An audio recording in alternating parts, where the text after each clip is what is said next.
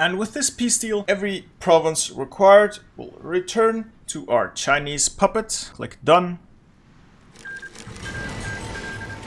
There we go. All of the Chinese cores have been returned to our Portuguese China with its capital in Macau. Now, you'll note I misclicked somewhere, and this province is mine instead of my vassals. And it's a bitch to give back to them. You can either release this nation, then declare war on them, and then give the territory to your puppet. It works. Or take the smart approach and just do it right the first time. But first, if you like this kind of video and want to see more of it, hit me in the comments, tell me what guides you want to see next, leave a like, consider subscribing. Now, on to the video. Welcome back folks, Bittersteel here with another guide for Hearts of Iron 4. Today, we're taking another look at Portugal, specifically the horrible achievement Macau My Day. First order of business, we're just going to group up the military. Just select all of our units, it should be about 18 of them. And we're going to park them on the tile beneath Bissau. Why not on the port? Because the port is a jungle tile and the tile below it is a forest tile, meaning there's less attrition and no events for making your generals sick. Speaking of generals, just assign them your best general, give them a field marshal. That is most of the military sorted. Second step, you're going to be setting up some naval invasions. Just one naval invasion for every coastal victory point that Brazil has, except for Rio de Janeiro. Trust me, it will all be clear soon. Just go with it. So in total, that should be 7 naval invasions. One for each victory tile on the coast that Brazil has, except for Rio de Janeiro here. Don't worry about it. This is where our future allies will spawn, so we don't need to invade that. The one exception is the Porto Alegre to the south. We are going to hit the tile above the victory point and then push down with our cavalry unit. Because of the distribution of the naval tiles here, the southern tile, the Georgia Sea, is out of our naval range, while the South Central Atlantic isn't. So it's just a bit of shenanigans, doesn't really matter. Cavalry is quick enough. But that is our military sorted. Just set them to exercising for now. Next step, research. We only have the 2 slots, so we are going to be focusing on the electronic engineering and industry branches until we catch up with research. Then we'll be switching between infantry equipment, fighters, support companies and doctrines as the need arises and technology becomes ahead of time. We'll also be getting ourselves a few more research slots to make the process a little easier. Now, I'm not constantly going to repeating what research you should be doing when. The general idea is to work on your industry and your electronic engineering first, get those up to date, then work on either your infantry equipment if that's lagging behind, or your artillery, maybe some fighters. It's a personal choice. You should have enough time to get everything up to date by the time we are ready to rumble. Speaking of focuses, we're going to be starting out with Estado Novo. Construction now. We're going to be building 4 civilian factories, 2 in each of our spare provinces. Any construction after these are done is going to be military factories, and try to prioritize building them in your highest infrastructure provinces. That way they are constructed faster. Our dockyards, we have to build a few convoys and the rest of them can go to submarines. And our military production, we're going to add on some towed artillery factories in there, and then flesh out the rest of our production. And let's finish up with transport planes for our paratrooper cheese in the future. As we get more military factories through conquests and the absorption of Brazil, this will change a bit, but the general idea is to just keep a healthy stockpile of all the stuff you'll need to equip your army. Build transport planes until you have roughly 15 of them, and then get rid of the production line and throw those towards other more useful aircraft like fighters. Speaking of fighters, once you have researched fighters or are about to research fighter ones, just start producing aircraft. Start producing a lot of them, like 5 or maybe even 10 factories on it. Airplanes are just really good for that air superiority. Now for trade, we will be trading a lot, and we'll be trading with our good friend Senor Mustache. Where are you? Here we go. Senor Mustache is going to give us a lot of our good stuff. We're going to be sucking up to the Germans. They'll be our best friends very soon. Now with all that done, the setup is complete. We just need to set the timer to speed 4 and kick things off. The fleet can also exercise, same for your aircraft, just pilot exercises. You'll notice we'll be running out of fuel quickly as well. Just get a few barrels of oil from our good friend Uncle Sam to keep your navy in supply. Now with Estado Novo completed, we will be rushing towards a royal wedding and then quickly go down all the way to the Empire of Brazil. So you'll be doing a royal wedding, the return of Duarte, monarchist uprising in Brazil, followed by the Empire of Brazil. Once we finish the Empire of Brazil, a monarchist uprising will fire in Brazil and we'll be there to help them out. Now for political power, we'll get the free trade law first, because as Portugal, we are sitting on more tungsten than we could ever need. So that's our first investment. And for our follow-ups, we will be getting the traditional theorist, once he's available to us, followed by the financial expert, and then as a third person to round that out will be the military theorist. So these will be the next 3 investments we'll make. As for our industry, we will be going dispersed, simply the best choice for a country like Portugal. Now that we're preparing our monarchist uprising in Brazil, consider deploying your navy in such a way that they'll actually be of any use. So they'll have to secure the naval invasions going on off the Brazilian shorelines. Otherwise, our troops won't even move. And with that focus done, the integralists and the empire loyalists in Brazil have gone to war. Now, we are going to be supporting the Empire of Brazil, naturally. So to do that, just take our 11 troops that we're not using in naval invasions and simply ferry them across to Rio de Janeiro to man the front lines and fire off our naval invasions. Once they all hit, we should be able to knock out the integralists in record time. That should net us a nice monarchist Brazil. Speaking of monarchist, we're going to be working on our own monarchism. So let's go down, promote the monarchist cause, followed by restoration of the monarchy, and finally, the kingdom reunited, which would see us absorb Brazil and its industry, but more importantly, its massive manpower pool. Let's get right on that.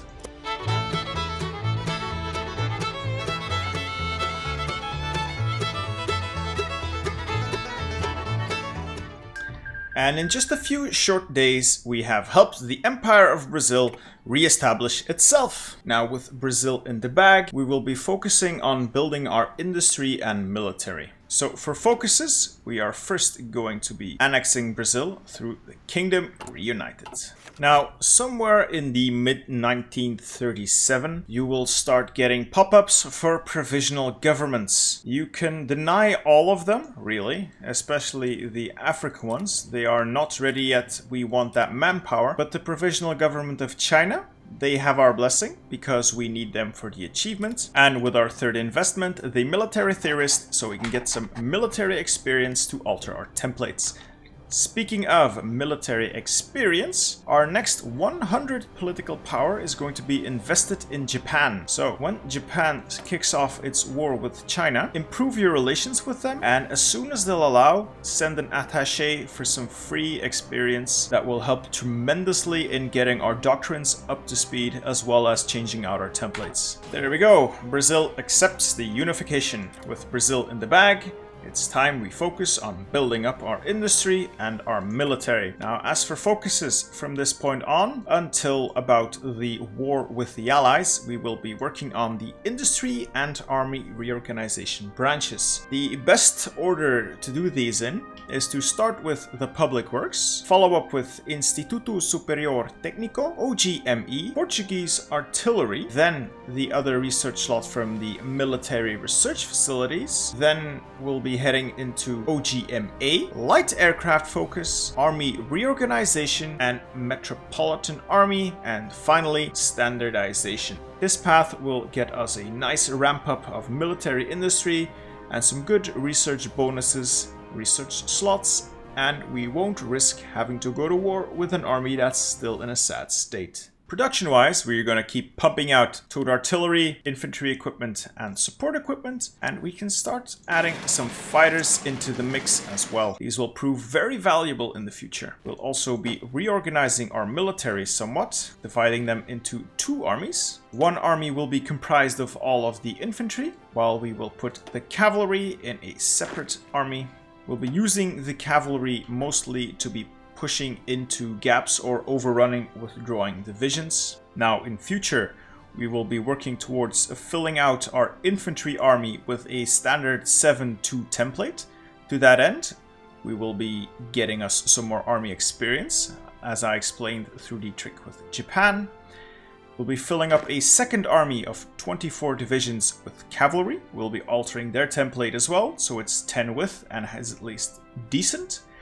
And then finally, we will get around 6 more infantry divisions that will service us as port guards in case the UK decides to naval invade us. So we will be recruiting these units with a high priority. There, this production should do. Just set both of these to high priority and force deploy them as soon as they're ready. They'll be exercising anyway. And with all this done, we will pretty much be waiting for the Second World War to kick off, so world tension rises high enough for us to actually fabricate some claims and go to war. Now, if you're keen on the mechanic and you feel you have the production or construction to spare, consider investing in an intelligence agency. It's not necessary, but it's a fun little gimmick to play around with. As for doctrines, the obvious choice is superior firepower. Now, having used this abundance of experience from the Japanese-Chinese conflict, we will be upgrading the Divisão de Infantaria, your basic infantry division, up to a standard 7-2 20 width template. And we will be changing our entire infantry army to this template. Same for the army that we have recruited with 6 infantry divisions in it. They will serve as coastal guards. As for the cavalry, just add 1 more cavalry division and they should be 10 width. Now, every time one of the many Chinas issues diplomatic protests, tell them to stuff it. We will send our attachés where we please. Having gotten another 150 political power, now is a good idea to ramp up to partial mobilization to prepare for the coming conflict. Now with 1938 rolling in, consider using this time to get ourselves paratrooper research. Once we finish the paratroopers, make a single battalion division of paratroopers, so they contain just 1 unit of paratroopers, and quickly train about 12 of those. We'll be using them as our ticket to the UK. When you start producing a few fighters, make them into these small 50 airplane wings and set them to pilot exercises. And every time 1 wing fills up, just click the duplicate air wings button and make another wing. It should automatically start training as well.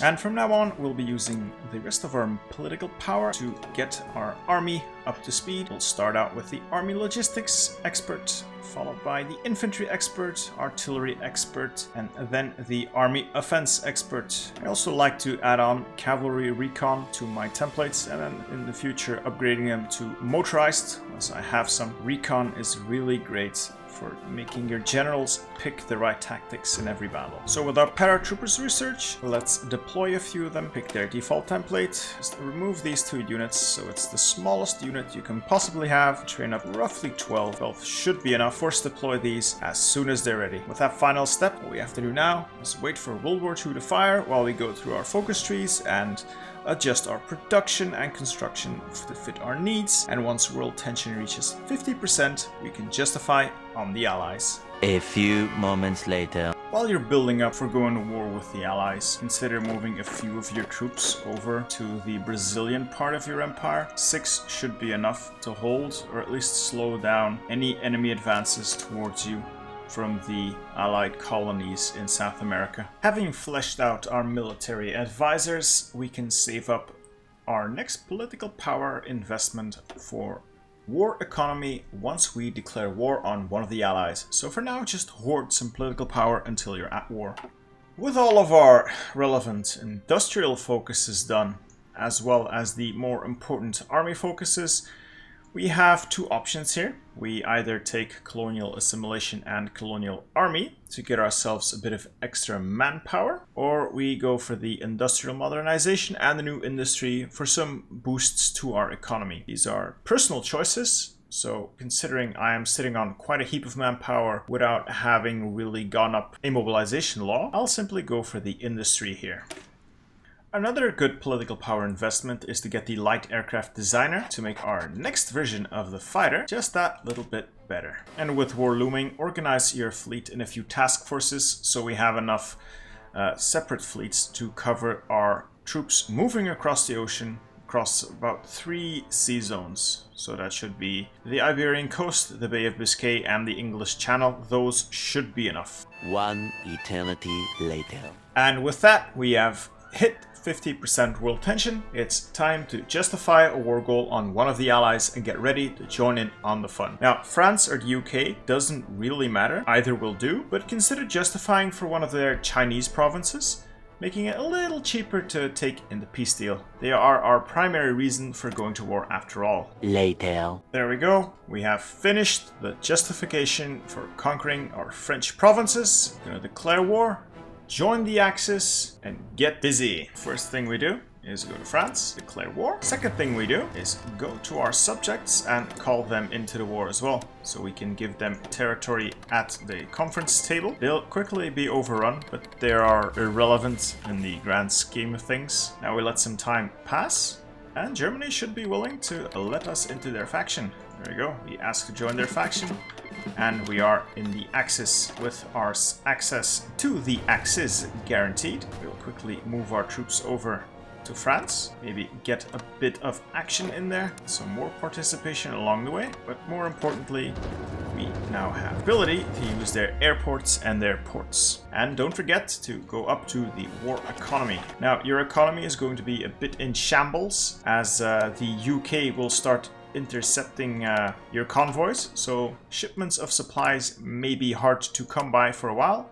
But this is not going to be a long war, so we can safely ignore that for now. With our navy on convoy escort, most of our ships should be able to actually reach the front lines. And as an extra measure, we're going to assign our entire air force to our infantry army and set them to air superiority and some close air support since we still have a few CAS here. Speaking of CAS, while we're at it, throw a few of those in there as well. And with that, let's see if our boys actually reach Germany safely. Don't forget that you still have some troops over near Brazil. That might be a good time to use them to either hold this line, or if you see opportunities, quickly push towards the French, English and Dutch ports to seize this territory as well. But that's not necessary. With our entire military safely transferring over to Germany, it's also safeguard the fleet. Their services will not be required for the rest of this conflict, so we can send them back home and guard the Iberian coast instead. Now your cavalry and infantry you can now use to push into Paris, help capitulate France, but more importantly build some war participation. Our paratroopers, however, have a different purpose. Going to deploy all of those transport planes we made, about 16, good, onto the closest airport to England. We're going to divide these into groups of 4 paratroopers. We're going to have 4 of them land on Dover itself. We're going to have another 4 land on the 2 tiles next to Dover, giving us a bit of a buffer in case the British army is quick to respond. And once France has been mopped up and our troops are ready to ferry across, we are going to fire those paratroopers. Britain is terrible at guarding its port, and Dover is usually unguarded. If in your playthroughs they do guard Dover, build a few more of these garbage airborne divisions and just paradrop on every port tile in reach of your transport planes. They are bound to miss at least one because they have sent their army far and wide across their empire to fight on all those different fronts. With France capitulated, now is the time to move all of our troops to ports close to Dover in preparation for our airborne invasion of the UK.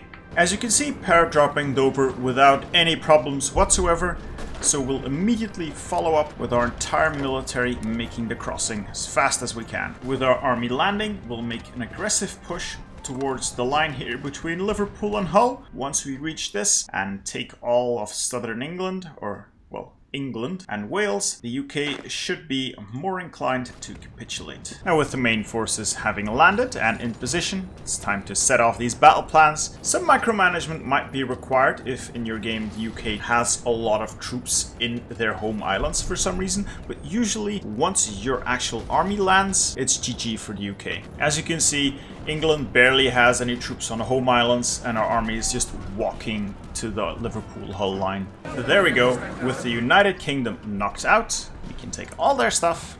Great. That concludes World War II rather quickly. Now, first things first, at the peace table, we will be taking these Chinese provinces from France and Britain and giving them to our vassal. That's the first thing we're going to do.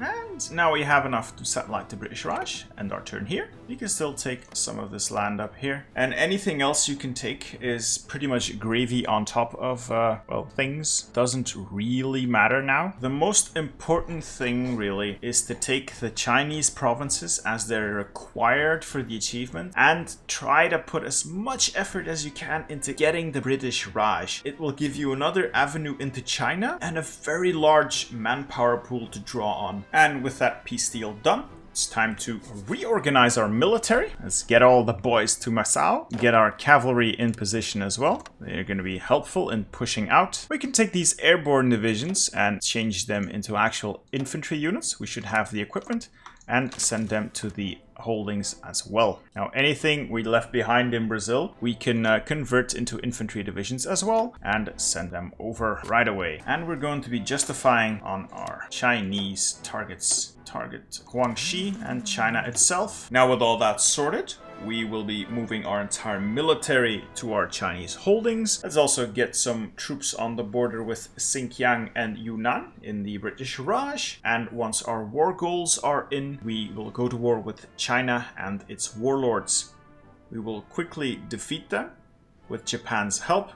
Don't forget to get military access from Japan. This is very important for the further steps. Just get military access so we can order 66 them later. And after we defeat China in the peace conference, we will be denying Japan as much land as we can and as many puppets as we can. But first, let's get our troops there so we can actually declare war.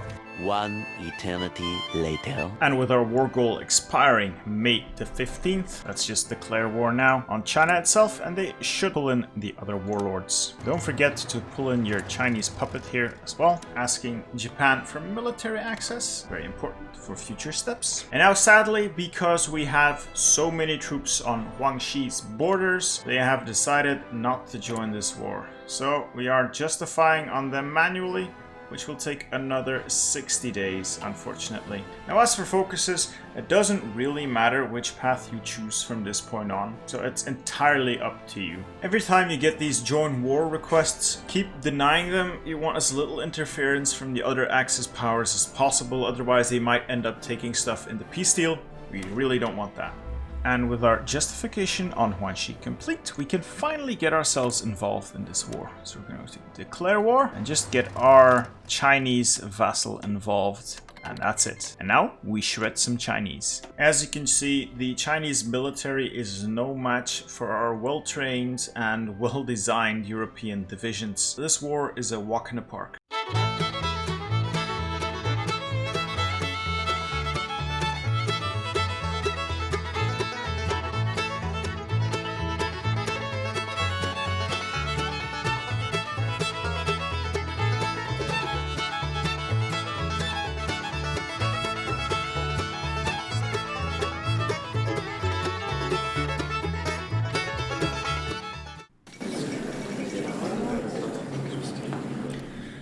And with China capitulating, that knocks out the entire front. And now it's just a matter of taking provinces and hoping that Japan doesn't mess things up too much. So let's get on to taking as much land as we can. When taking land, try to take land that's adjacent to one of the Japanese puppets, so you can set up front lines there, or deny Japan the opportunity to expand too much. Eventually.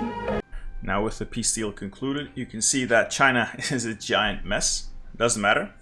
Now, moving forward, we have two options. We either start a fair one-on-one war with Japan and fight this out to the last man, It's going to take a lot of manpower and equipment, but by this time we should be able to do this, especially with the vast manpower reserves from our Brazilian barrage, and our Porto-Brazilian China to draw on should not be too difficult. Alternatively, we execute Order 66, which means we take a full army of our finest troops and send them over to garrison Japan, place them in strategic locations like ports and victory points, and the rest of our army, we can train some more for this purpose if required, will be garrisoning Japan's puppets, well, their borders, which means we would put troops on the border with Xinjiang, Shaanxi, Reorganized Government of China, the Yunnan Free State. Those would be the important ones. We put troops on those borders and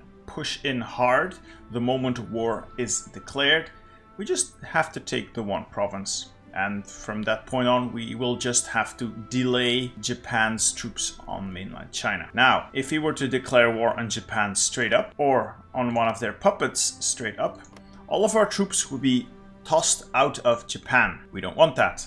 So there's two ways to do this. Either you declare war on Siam, if they are in Japan's faction, of course, or you wait for them to join, but this could take a while and is not always guaranteed to happen. Or we declare war on either Germany or Italy, because they have guaranteed Japan, and Japan has guaranteed them via the Tripartite Pact. This will pull Japan into the war. However, because we do so indirectly, the troops we station in Japan will not be thrown off, meaning they'll be there and immediately start fighting the Japanese troops there. But we'll be at war with the Axis, and by God, they're a powerful Axis at this point. And with our justification on Italy done, all that's left is declare war on Italy. This should pull Japan in. Just be prepared for a wild ride, because we have the full force of the Axis to deal with now. As you can see, Japan has joined the war, but our entire military was already there. So with a little bit of micromanagement here, we should be able to quickly sort out the Japanese mainland. Might be necessary to declare war on Japan's puppets individually. That's not a big deal, is it? And don't forget to call your Chinese puppet into the war as well. Just make sure to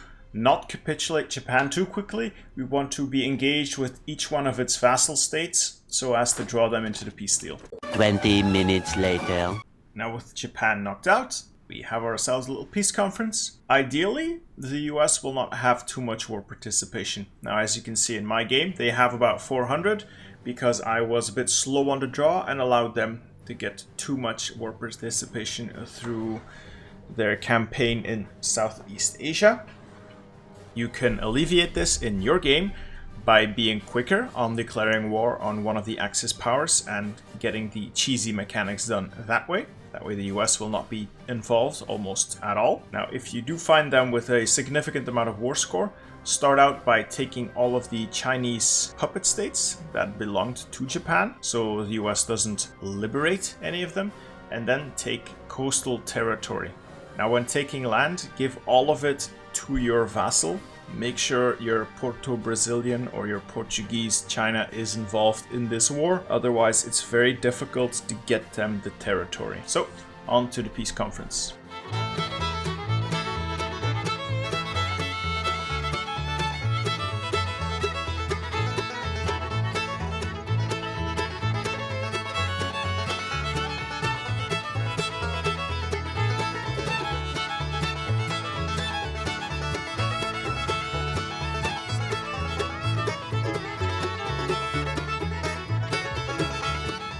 And with this peace deal, every province required will return to our Chinese puppet. Click done.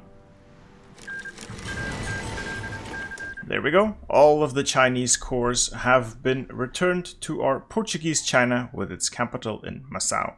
Now, you'll note I misclicked somewhere, and this province is mine instead of my vassals, and it's a bitch to give back to them. You can either release this nation, then declare war on them, and then give the territory to your puppet. It works. Or take the smart approach and just do it right the first time. That's it for this video, folks. This has been me, Bittersteel. If you liked the video, leave a like. Consider subscribing for more of these. Tell me what you want to see next in the comments. Always looking for some new ideas. If you didn't like it, that's cool. Just leave a dislike, tell me what you didn't like in the comments, always open for some more feedback. I hope to see you in the next one. Peace.